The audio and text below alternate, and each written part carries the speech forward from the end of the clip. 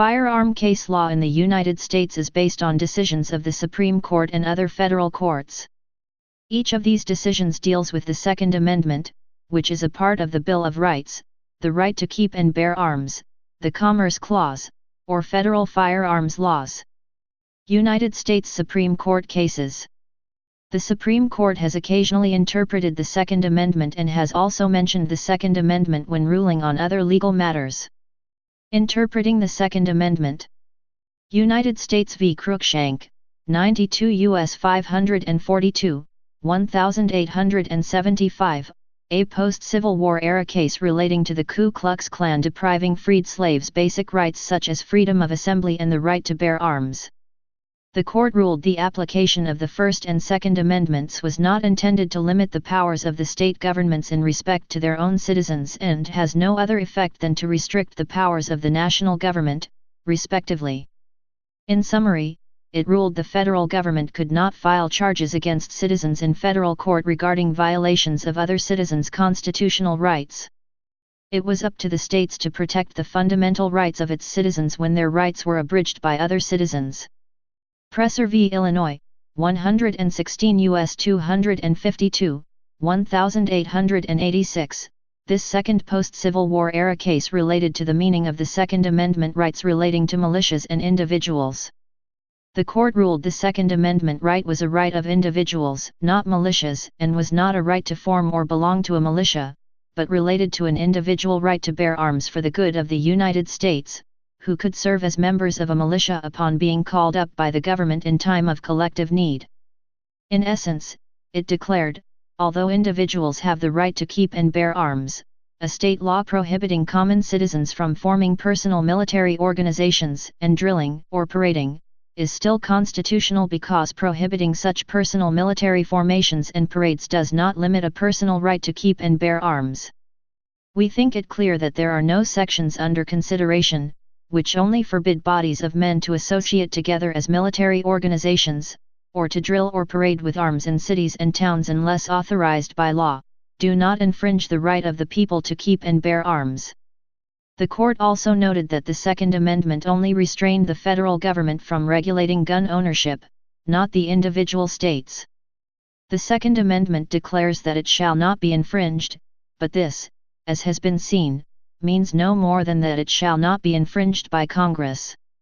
This is one of the amendments that has no other effect than to restrict the powers of the national government, leaving the people to look for their protection against any violation by their fellow citizens of the rights it recognizes to what is called in City of New York v. Milne, 11 Pet.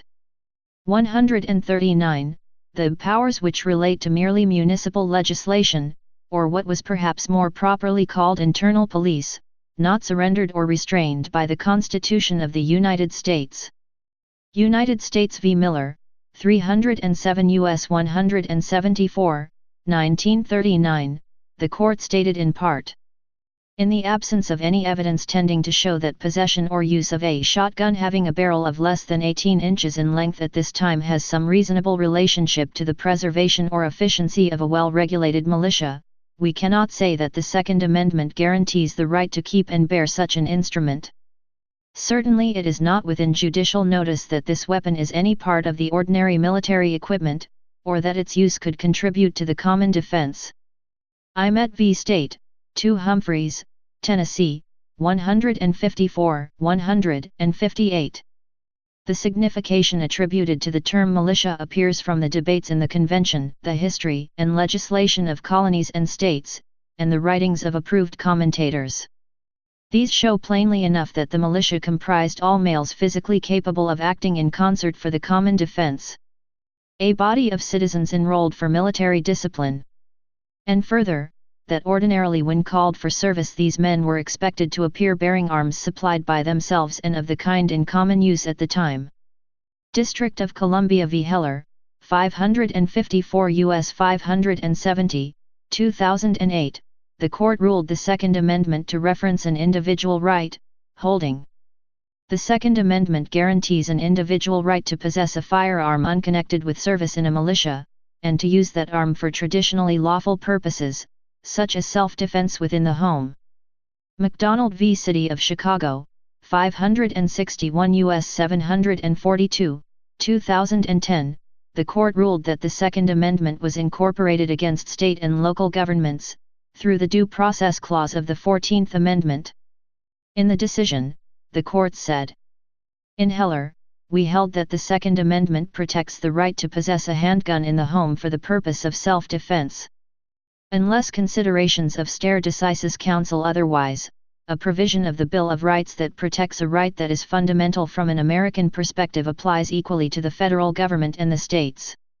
We therefore hold that the Due Process Clause of the 14th Amendment incorporates the Second Amendment right recognized in Heller." Catano v. Massachusetts, 577 U.S. ____, 2016, the court ruled that the Second Amendment extends to all forms of bearable arms. The court has held that the Second Amendment extends, prima facie, to all instruments that constitute bearable arms, even those that were not in existence at the time of the founding, and that this Second Amendment right is fully applicable to the states. Mentioning the Second Amendment, Dred Scott v. Sandford, 60 U.S. 393, 1857, the court ruled Scott did not enjoy the protection of the Bill of Rights because of his racial background. However, in its ruling, it implies all free men do have the right to bear arms by indicating what would happen if he was indeed afforded full protection. It would give to persons of the Negro race, the right to enter every other state whenever they pleased, the full liberty of speech in public and in private upon all subjects upon which its own citizens might speak, to hold public meetings upon political affairs, and to keep and carry arms wherever they went. Duncan v. Louisiana, 391 U.S. 145, 1968, a Supreme Court case which incorporated the Sixth Amendment right to a jury trial at the state level as required by the 14th Amendment. In a concurring opinion by Justice Hugo Black, he used a statement by Senator Howard, who introduced the 14th Amendment, to help validate the court's ruling that the Bill of Rights as a result of the 14th Amendment forces states, and not just the federal government, to protect the same individual rights enumerated in the Bill of Rights. Such is the character of the privileges and immunities spoken of in the second section of the fourth article of the Constitution, the personal rights guaranteed and secured by the first 8 amendments of the Constitution, such as the freedom of speech and of the press, the right of the people peaceably to assemble and petition the government for a redress of grievances, a right appertaining to each and all the people, the right to keep and to bear arms. Lewis v. United States, 445 U.S. 55, 1980, ruling that the Congress may prohibit felons from possessing firearms. This court has recognized repeatedly that a legislature constitutionally may prohibit a convicted felon from engaging in activities far more fundamental than the possession of a firearm. These legislative restrictions on the use of firearms are neither based upon constitutionally suspect criteria nor do they trench upon any constitutionally protected liberties. See United States v. Miller, 307 U.S. 174, 307 U.S. 178, 1939, the Second Amendment guarantees no right to keep and bear a firearm that does not have some reasonable relationship to the preservation or efficiency of a well-regulated militia. United States v. Verdugo Urquidez 494 U.S. 259, 1990, a case dealing with non-resident aliens and the Fourth Amendment, but led to a discussion of who are the people when referred to in the Constitution. He people seems to have been a term of art employed in select parts of the Constitution. The preamble declares that the Constitution is ordained and established by the people of the United States. The Second Amendment protects the right of the people to keep and bear arms, and the Ninth and Tenth Amendments provide that certain rights and powers are retained by and reserved to the people. See also U.S. Constant, Amd. 1. Congress shall make no law abridging the right of the people peaceably to assemble, emphasis added, art. I. 2. CL 1. The House of Representatives shall be composed of members chosen every second year by the people of the several states, emphasis added. While this textual exegesis is by no means conclusive, it suggests that the people protected by the Fourth Amendment, and by the First and Second Amendments, and to whom rights and powers are reserved in the Ninth and Tenth Amendments, refers to a class of persons who are part of a national community or who have otherwise developed sufficient connection with this country to be considered part of that community. Firearm Owners Protection Act Court Rulings. Farmer v. Higgins, 11th Sir 1990, United States Court of Appeals for the 11th Circuit ruling ATF does not need to register new machine guns for private ownership under the exception of 18 U.S.C. 922, a. 1. United States v. Warner, 10th Sir 1993, United States Court of Appeals for the 10th Circuit ruling regarding Mr. Warner, who was caught in Utah with a machine gun and convicted on 922, possession of a machine gun. Mr. Warner appealed on the basis the Utah Constitution allows its citizens to bear arms, and therefore he is exempt based on 922, 2a, under authority of the state. However, the court overruled this, citing the Farmer case saying machine guns were not meant to be in private hands, and although the Utah law gives permission to own automatic firearms, it did not grant him authority. United States v. Rock Island Armory, 1991, United States District Court for the Central District of Illinois ruling one cannot be prosecuted for 1934 National Firearms Act violations for machine guns produced after 1986. Since enactment of 18 U.S.C. 922, the Secretary has refused to accept any tax payments to make or transfer a machine gun made after May 19, 1986, to approve any such making or transfer, or to register any such machine gun. As applied to machine guns made and possessed after May 19, 1986, the registration and other requirements of the National Firearms Act, Chapter 53 of the Internal Revenue Code, no longer serve any revenue purpose, and are impliedly repealed or are unconstitutional. Commerce Clause challenges to firearm laws. United States v. Lopez, 514 U.S. 549, 1995, in the first Supreme Court case, since the New Deal, to set limits on the Congress's power under the Commerce Clause, the court declared the Gun-Free School Zones Act of 1990 unconstitutional. United States v. Rybar, 3D Sir 1996, in this case, the United States Court of Appeals for the Third Circuit ruled Congress did have the power to regulate possession of homemade machine guns under the Commerce Clause, later reaffirmed by the Supreme Court. The Third Circuit made this decision 2-1, with future Supreme Court Justice Samuel Alito in dissent. United States v. Stewart, 348 F.3d 1132, 2003, and 451 F.3d 1071, 2006. In 2003, the United States Court of Appeals for the Ninth Circuit struck down Stewart's conviction on a charge of possession of an unregistered machine gun, 18 U.S.C. 922, on Commerce Clause grounds. Following the Supreme Court's decision in Gonzalez v. Reich, the court ordered Stewart remanded to the Ninth Circuit for further consideration in light of the decision in Reich. The Ninth Circuit then upheld Stewart's conviction, concluding, "We therefore hold that Congress had a rational basis for concluding that in the aggregate, possession of homemade machine guns could substantially affect interstate commerce in machine guns." State Courts. Bliss v. Commonwealth, 1822, Kentucky, addressed the right to bear arms pursuant to Art. 10, Sector 23 of the Second Constitution of Kentucky, 1799 that the right of the citizens to bear arms in defense of themselves and the state, shall not be questioned. This was interpreted to include the right to carry a concealed sword in a cane. This case has been described as about a statute prohibiting the carrying of concealed weapons was violative of the Second Amendment. Others, however, have seen no conflict with the Second Amendment by the Commonwealth of Kentucky's statute under consideration in Bliss, since the Kentucky law was aimed at concealed weapons. No one saw any conflict with the Second Amendment.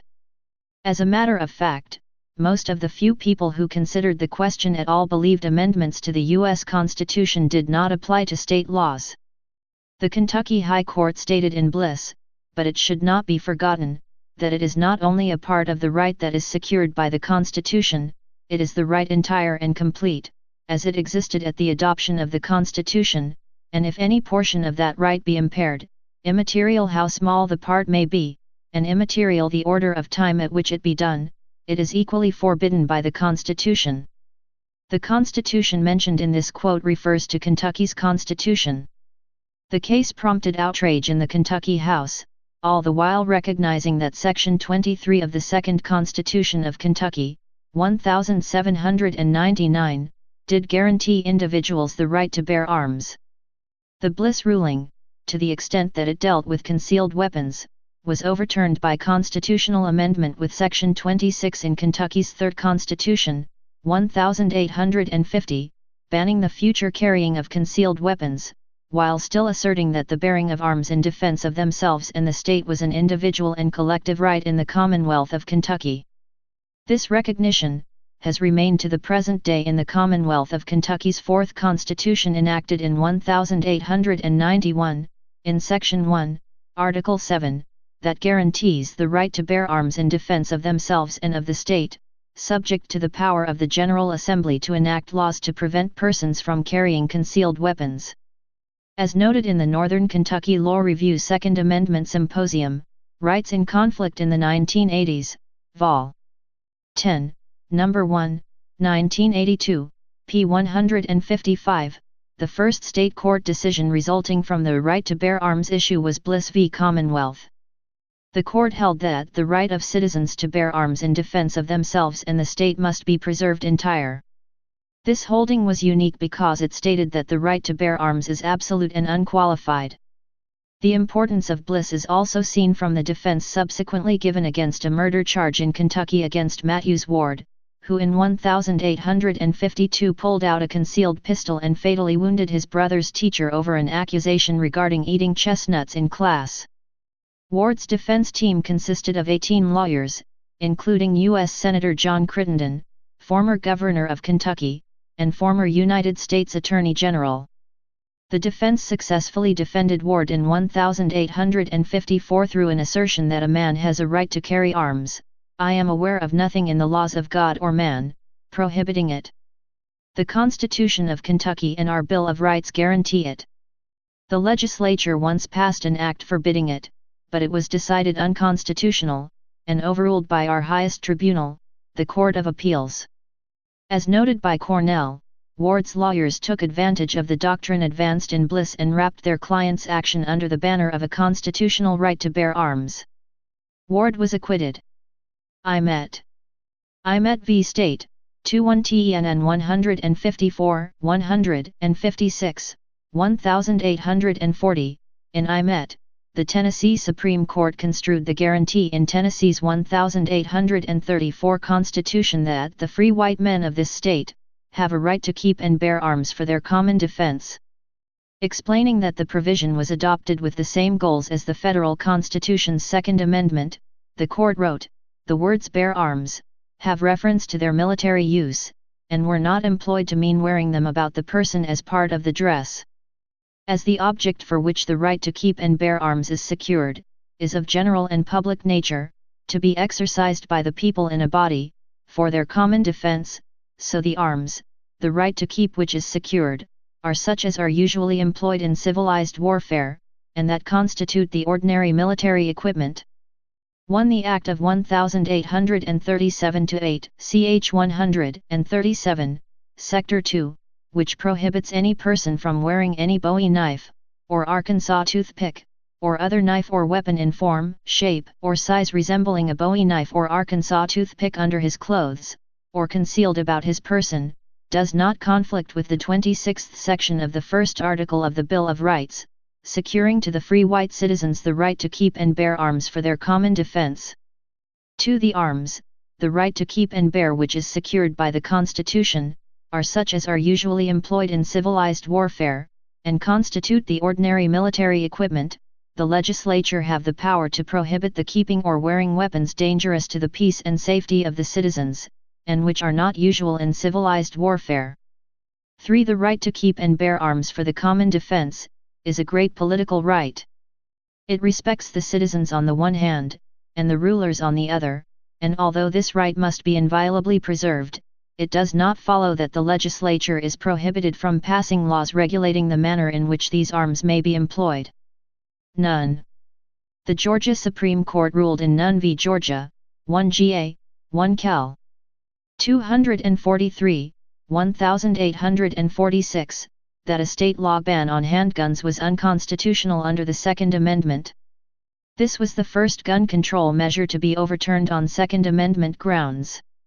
In District of Columbia v. Heller, 2008, the U.S. Supreme Court said none perfectly captured the in which the operative clause of the Second Amendment furthered the purpose announced in the prefatory clause.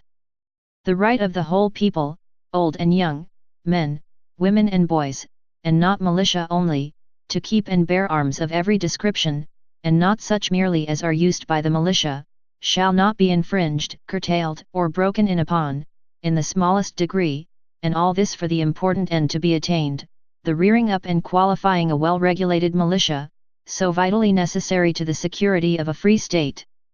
Our opinion is, that any law, state or federal, is repugnant to the Constitution, and void, which contravenes this right, originally belonging to our forefathers, trampled underfoot by Charles I and his two wicked sons and successors, re-established by the Revolution of 1688, conveyed to this land of liberty by the colonists, and finally incorporated conspicuously in our own Magna Carta. Buzzard. In contrast, in State v. Buzzard, 1842, Ark., the Arkansas Supreme Court adopted a militia-based, political right, reading of the right to bear arms under state law, and upheld the 21st section of the second article of the Arkansas Constitution that declared, that the free white men of this state shall have a right to keep and bear arms for their common defense, while rejecting a challenge to a statute prohibiting the carrying of concealed weapons.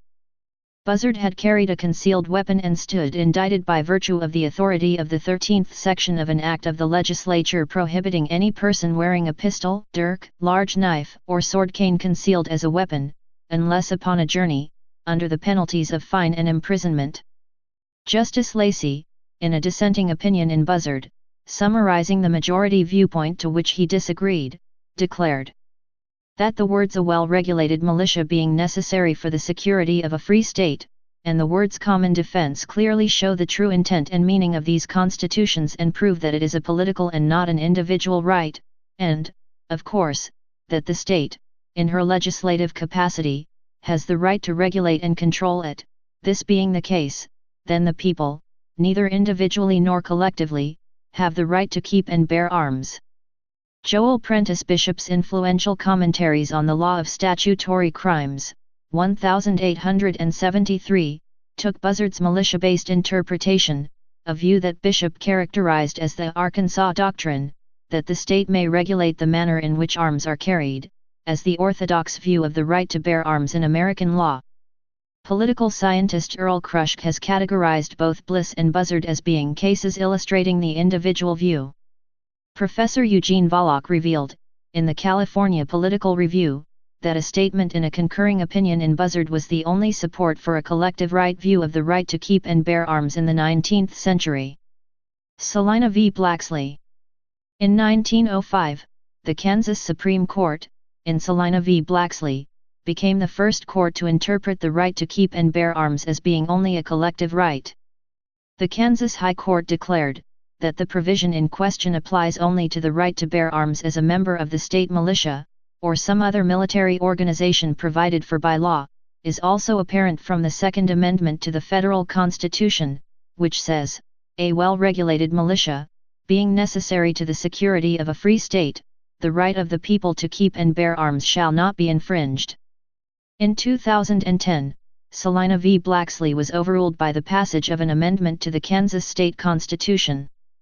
The amendment provides: a person has the right to keep and bear arms for the defense of self, family, home, and state, for lawful hunting and recreational use, and for any other lawful purpose. Aguilar. In 2013, the Illinois Supreme Court in People v. Aguilar held that a total ban on carrying firearms outside the home violated the Second Amendment and was unconstitutional.